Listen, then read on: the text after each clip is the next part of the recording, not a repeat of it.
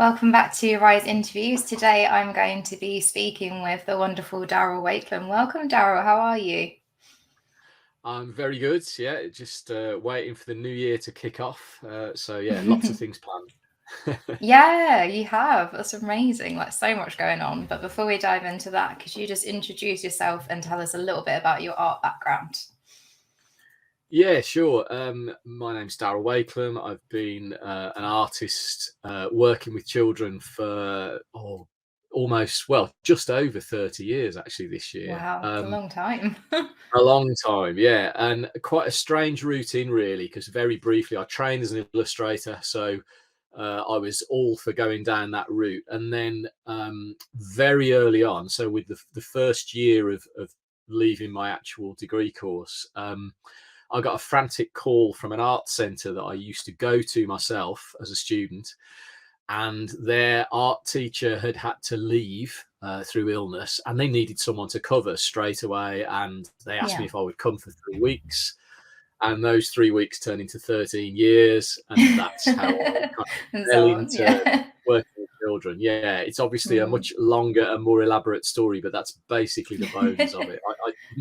I didn't intend to be a teacher at all. It wasn't on the agenda, so it was just something that happened one day, and it Mm. led to lots of other things. But yeah, that's the basic background. The illustration Yeah. was what I trained in, and I still Mm. use quite a lot in my own work. But obviously, all the other Yeah. skills have come It's really as teaching. that's gone forward. Yeah. So where does your your passion for art come from, and in particular working with the children, young people? Because I know you didn't mean to get into that, but you've stuck in that Yeah, area with them, so you obviously enjoy it. yeah. It's a weird one, because like the actual interest in art, I have no idea, because neither of my parents are in the slightest artistic. I Mm. had no family, no background. So it was almost a way of keeping me quiet. I think I was quite a hyperactive young child, and Mm. a lot of the time, my mom was a stay-at-home mom. So to keep me out of the way and to keep me quiet, she would give me things and say, kind of make something out of that, or draw that, Yeah. or go and stick things on this piece of paper. Just she wasn't artistic, but she could see that I Mm. loved it, and Yeah. so that became a real thing. And then I think most people will sort of understand this, because it's happened to all of us. I was the kid that could draw in the class. So as soon as, maybe probably Yeah. when I was only about 6 or 7, if we were asked to draw anything, then everyone would immediately go and look at Darrell's, have a look at Yeah. what Darrell's done. That became my power. That was the thing. I wasn't the best at football, Mm. I wasn't the best at maths. That was the thing that gave me my kind of power as a child. And I think with some kids that just never goes away. That Mm. feeling of wanting to not only do the creative thing, but share it as well with people. And I Yeah. think that's partly where the teaching thing came from. And then I think as a person, I quite like taking things apart and putting them back together. I like Mm. understanding how something works. So when it Yeah. came to me teaching, even though I sort of fell into the teaching aspect of it, Mm. that's a really big part of what I do anyway. So I was able to break things down, I think, for children, and that became a skill that took Mm. me forward. I think I was quite Yeah, lucky that in that makes respect. sense. Yeah. Yeah, because if it's something that you enjoy kind of pulling it apart and really understanding how things work, that must make it a lot easier to then explain to the Yeah. children as And and well. and funnily enough as well, I'm sure again a lot of art teachers out there would understand this. When I Mm. was a student myself, I got almost told off sometimes by being a jack of all trades. So instead of specializing in one art form and Mhm. sticking to that, I would jump from one thing to another. But when it came to working with children and teaching art, that was a better skill to have, because I'd done, Mm. printmaking and photography and pottery and all these different things. So I'd got a broader range of skills. I wasn't brilliant at any of them by any stretch of the imagination in my early Mm. 20s, but I'd had a lot of experience, so that was handy. Yeah. Yeah, that makes sense because obviously it's quite a broad medium to be teaching, so lots of kind of different aspects to it. Yeah, massively so. Yeah, yeah, definitely. So you said you've got a big year ahead, and I'm guessing one of the major parts of that is the book you have being published, Art Shape Sustainable 3D Art Projects to Kickstart Children's Creativity. Can you give us a brief overview of the book and why you decided to write it? Yeah,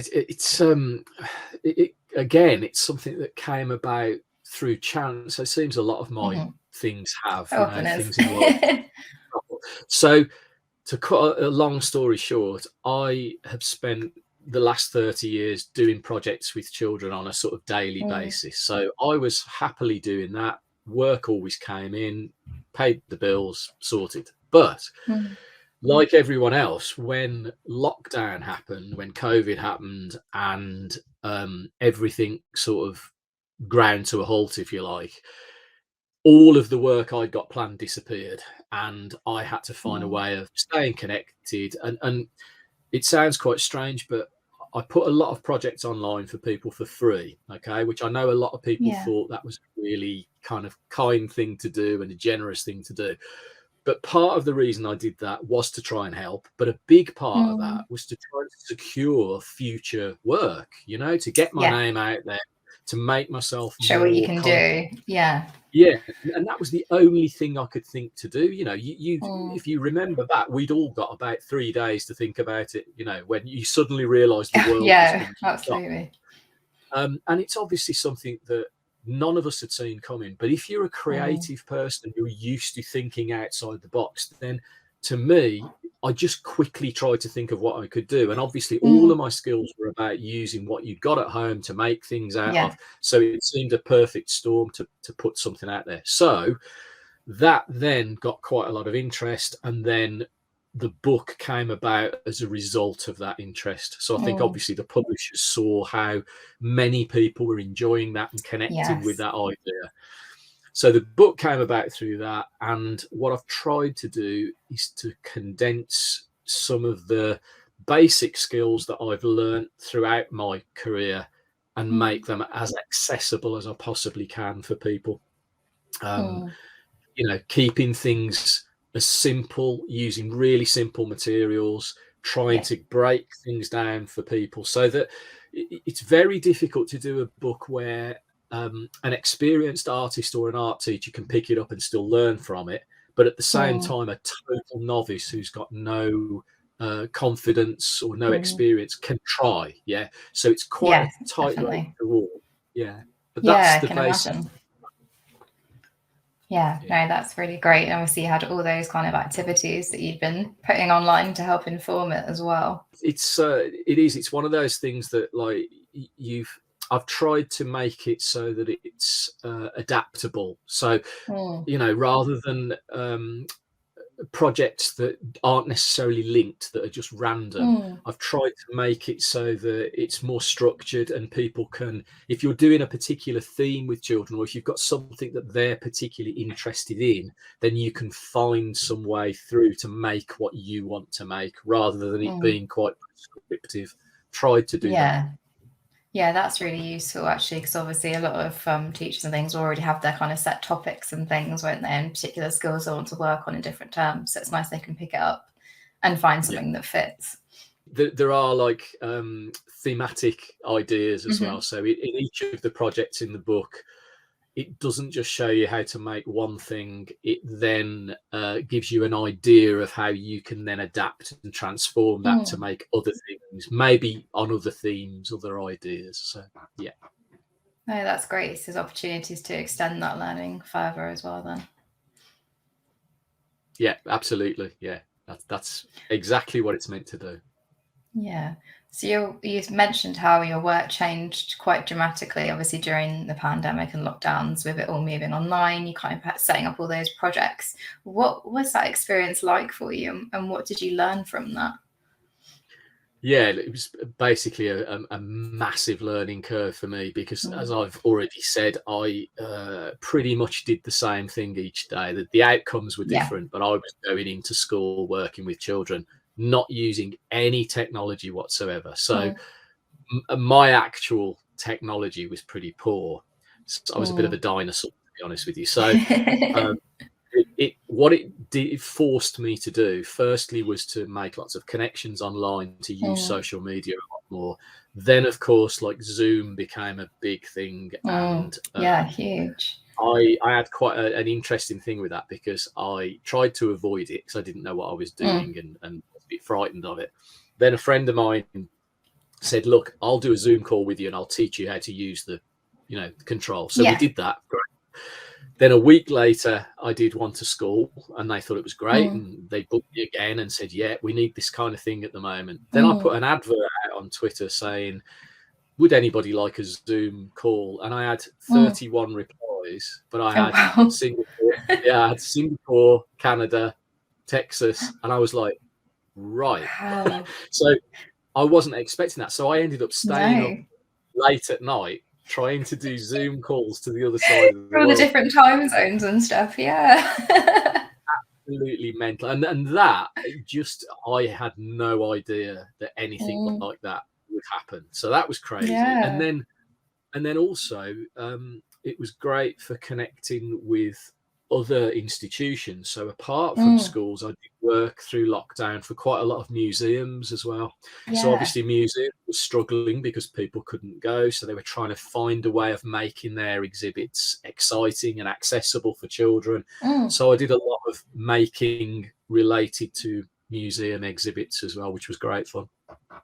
Yeah, that was really fun. Was that where some of the stuff I saw you did online with like fossils and stuff came from as well? Yeah, I mean that's a big thing anyway. I mean, I've got, if I can just turn around here for a moment, I have you got things some like behind this you. on my shelf. I've got a dinosaur bone right here for you. Oh, So that's cool. because of where I live on the Dorset coast, which is known as the Jurassic coast. I do a lot of work locally.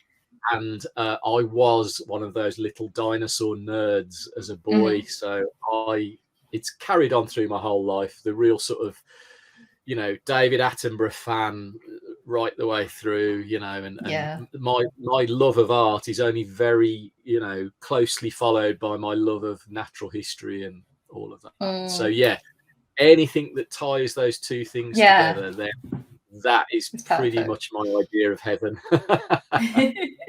Oh, I love that. That's really cool. And I bet actually it's great in schools because obviously so many kids love dinosaurs. So that's just like a topic that you can obviously have in common straight away.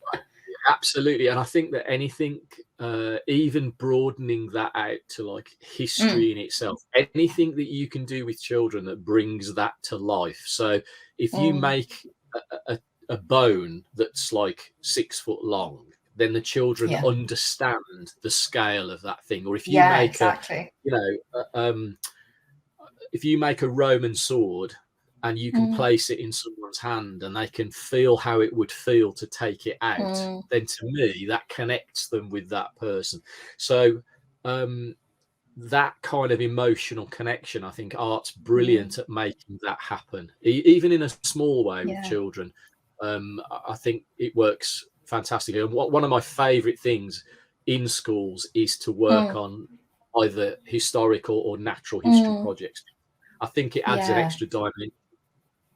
Yeah, no, definitely. And those cross-curricular opportunities are always so great for just, that's brilliant. Definitely. And I think also in a broader sense, particularly when you talk about ancient history, so, Egyptians and ancient Greeks and Romans, the majority of what we know of them comes from art. Okay. So 99%, so it comes from architecture, it comes from jewelry, it comes from weapons and crowns and coins. All of those things have been made by someone, they've been fashioned by someone. So when you do ancient history through art, then you're connecting with those creative people who made the very things that we learn from. The Egyptians, even their writing was pictures. So every single thing in their culture that we know, apart from scientific things like DNA and stuff like that, every single thing we know about them comes from someone who made something. So that connects back to a creative person. Yeah, that's a really incredible way to think about it. Yeah, definitely. Absolutely. So I love how your book is really focused on the extraordinary from the ordinary. So kind of like even just using ordinary things to make something really like fascinating. Do you think this is common in children's art books? I think it is.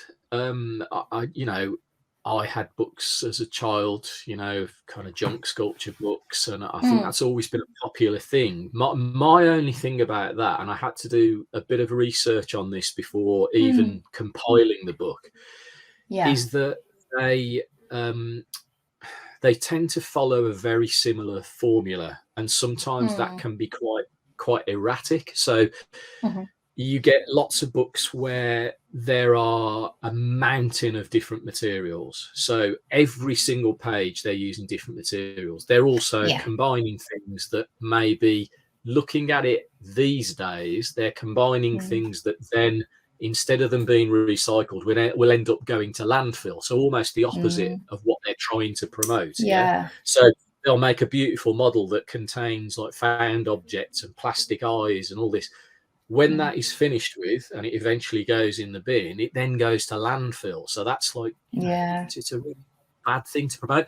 So I've tried to look at it in a slightly, hopefully, a more mindful way. The entire book, I've tried to keep every single project to the simplest possible materials, the cheapest, the most available stuff you'd already got.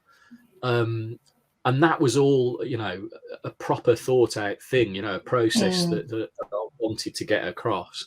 And also, like I said earlier, I really wanted it to be structured so that it wasn't just random. You know, you didn't turn a page and it's like, let's make a monkey, and then turn a page, and then, you know, let's make a mobile or something. It was, what I've tried to do is categorize things so that if you're, you know, you could use it in two ways. If you're just keeping your kids busy on a rainy day, you could just dip in and choose a project. That's fine. But if you're a teacher, and let's say you were doing something like the Tudors as a theme, then hopefully what you'll be able to do is flick through the pages of the book and find like portraits and faces and crowns and ships and buildings, and all of those things are adaptable to the Tudors. You'd use the same techniques, but you would adapt the actual visual reference you were using to make it work for the children. So I've tried to do it a little bit more like that. So it's resource light, it's not using lots and lots of materials, but at the same time the skills are transferable. Yeah, no, absolutely. It's kind of using that in a completely different way. It's funny, you mentioned the Tudors and art. That reminds me of one of my strongest memories from being a kid, which was making a Tudor house. We had to like make it out of cardboard and like kind of, you know, do all the like panels and everything and the little roof tiles, and it was really cool. Absolutely. Well, you've just hit the nail on the head, because one of the projects, there's 3 buildings projects in there. They're slightly different, but the one of them, I've made a Tudor house because that's the most obvious thing to do. But in making the Tudor house, you can then see how it could be your own house, or it could be a Victorian house, or you know, it could be a spooky house from a story. So it's showing you the basic technique, which, if you've got that memory, you'd probably be very familiar with parts of it. It's just in my style. But how you would then take that and embellish it and make it different for different projects. So that's kind of what I've tried to do. And it was very interesting, actually, because when I was researching the book, I put a call out online to people and said, okay, if you were looking for a book to help you with your lessons, what would you want in it? And I did it kind of thematically. So I did it like people, animals, you know, imaginative and stuff. So I've tried to follow that in the book. I've tried to use what those teachers sent back to me.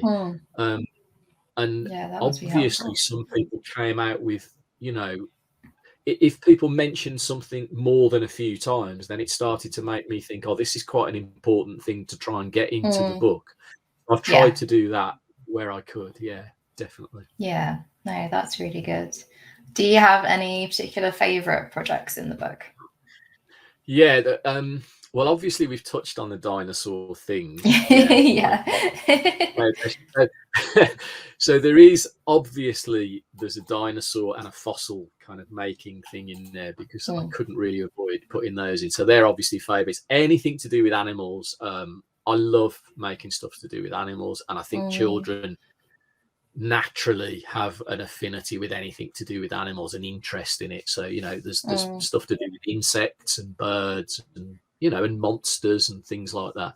Yeah, that's cool. But if I was going to pick one, and it'd be for a specific reason as well. There's a project in there that's called One Piece Masks. Okay. Okay. And it's really where one of the main ideas of the book came from, and it came years ago, way before I was thinking about doing the book. So if I used to say to children, do you do making at home? Do you make things yourself? If they said no, it was usually for three reasons. It was either because they didn't know how to do it, so they weren't very confident. It was because they hadn't got the materials, or thought they hadn't got the materials, or it was because they would get told off for making a mess. Okay. So those are the three main common things. So I made up this mask project that where I could show them very quickly how to do it. They only needed one piece of cardboard, and they didn't throw anything away. So every single bit of that cardboard gets used again, right? Yeah. Which is a process I call pure making. Okay. That's the book has got a lot of this in it, and it's one of my main themes in there. So in this particular mask project, that's the first time I'd really struck upon that idea, and that's one of the first projects in the book, because I think it really clearly explains that concept. And if you think about it, when you're working with little children, they love anything that's a challenge or a game. Yeah. If you say to them, right, you can't throw anything away, it's not allowed.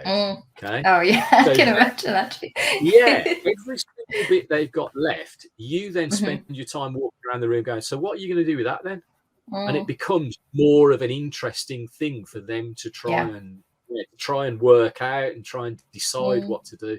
So yeah, it's one of the really important projects in the book. So if I was going to pick a favorite, I'd go for that one. Yeah, definitely. Yeah, that makes sense. That seems to really link to the whole kind of theme of the book, in itself. So yeah. The recycling thing as well. Yeah, exactly. I was going to say you're really passionate about obviously making really sustainable projects and avoiding waste and things. So I guess your pure making is part of that. What other kind of things do you include to help reduce waste?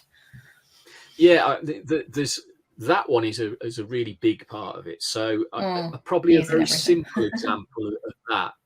The mask is a little bit more complicated. A simple example of that would be there's a boat making, ship making project in the book.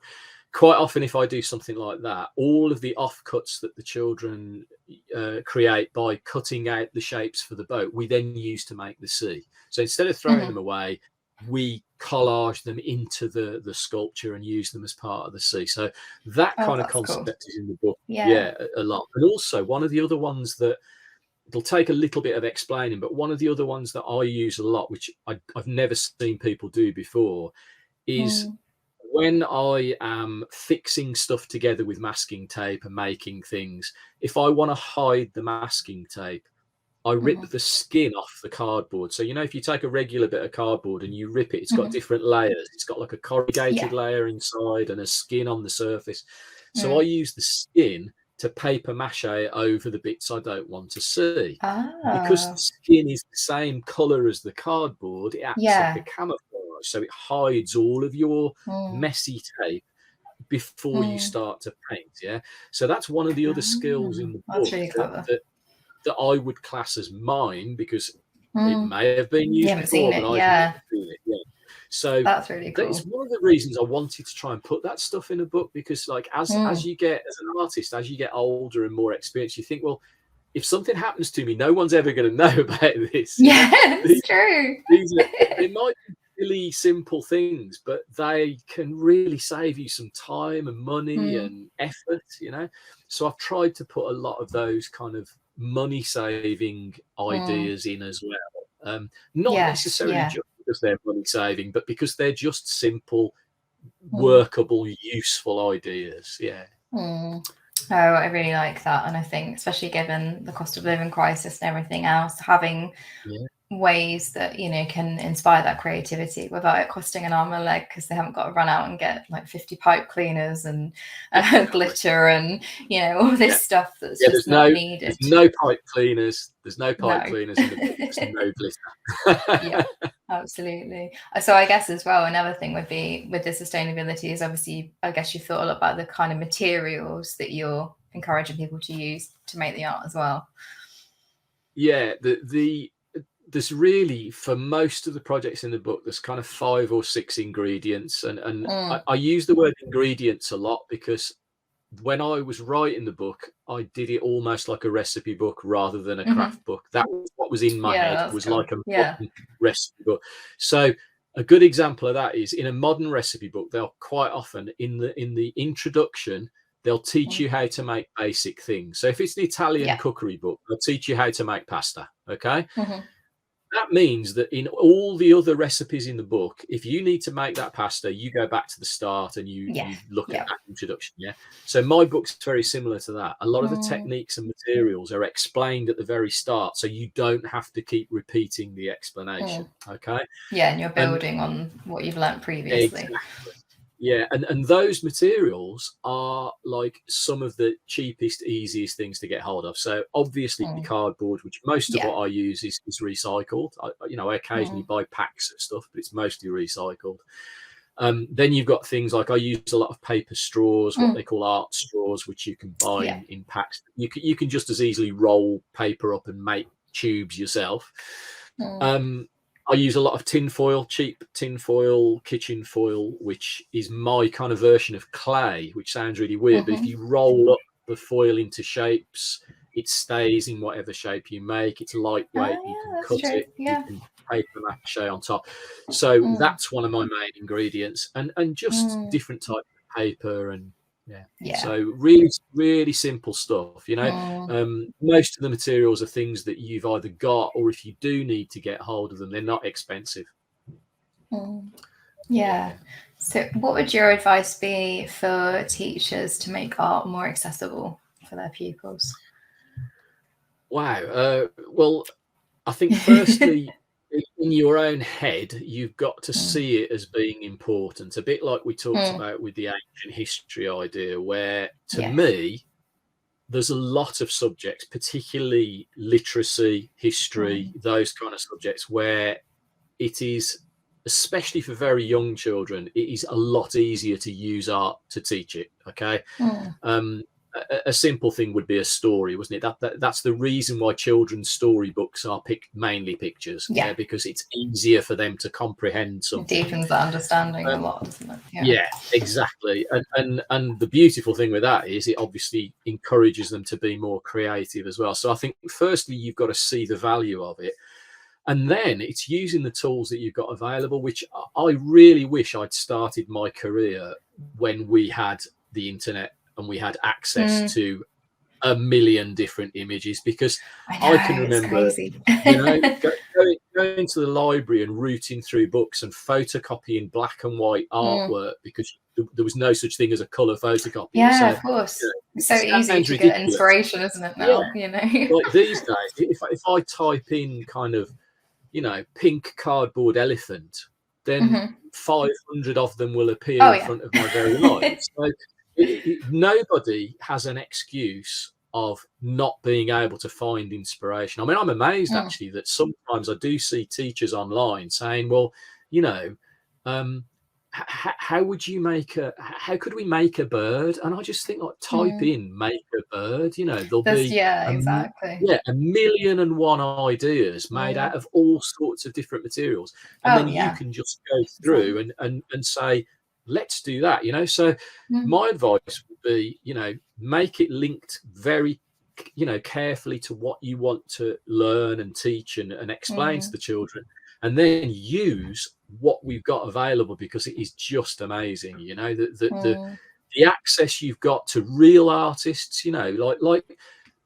years ago, to be able to go, right, I want to do sculpture, and then find someone online who does exactly that, who lives the other side of the world, and you've been able to communicate with them and ask them about their work, was impossible. It's amazing, isn't it? So like all of that stuff is at our fingertips, and we should be using it every day, creatively.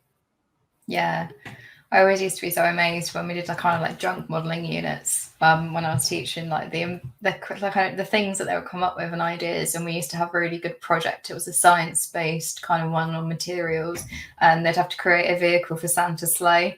And it was just fascinating them putting it together and explaining why they use certain things and thinking about properties and stuff. But yeah, just it was really interesting. But that was all those materials were things like, you know, cardboard boxes people have been bringing in, and like scraps of material, like all that sort of stuff that we'd normally probably chucked out, was getting saved and used. Yeah, I think the interesting thing with like what you just said about children using kind of different artwork and coming out with ideas, I think that like you quite often find that every single thing they make has got a reason for being there. So even if you can't see it, if you ask them and say, well, what's this little bit, then they'll tell you exactly what it's for. I remember years ago doing a really nice project where the school wanted to do something about a desert island. So, you know, the children appeared on a desert island. So what we did was I gave groups of them exactly the same materials, and I told them they were from a shipwreck. Okay. So I gave them little sticks, little wooden sticks, and I said, these are parts of the boat. I gave them cardboard and said, these are pieces of wood. I gave them string and said, this is rope. And I said, okay, these are all the things that you've managed to save from the ship that went down and dropped you here. And you've managed to save these remnants of the ship. You've got to build a structure to live in using those materials. Okay. Oh, that's and cool. It was absolutely, it was brilliant because they used every scrap of all the materials to make a model of their shelter, if you like. Yeah. But when you asked them about it, the stories behind it were amazing. You know, they'd put trapdoors in, they'd made little boats so they could go out fishing and take it back and rope it back to the shelter, and just like incredibly clever, like drop down beds and you know, all sorts of like crazy inventions. And I love that, the way it kind of from those simple materials they'd created their own amazing story all related to that. So it's fantastic. I love anything like that. Yeah, no, me too. Well, it's been really great talking with you today, Darrell. The last thing I just wanted to ask was, what is the best way for our listeners or our readers to get in touch with you? Yeah, just online at either the website. So that's just my name. So it's just www.darrellwakelam.com. Yeah, I'm very lucky because my name's one of these unique names. So if people type it in, it usually gets to the right place. To the right place. Even if you spell it wrong, it'll find its way. Yeah. And then I'm in the same way. I'm on Twitter and Instagram, and they're both just at Darrell Wakelam. So you'll find me there. Brilliant. All right. Thanks, Darrell. Okay. Thank you. Bye.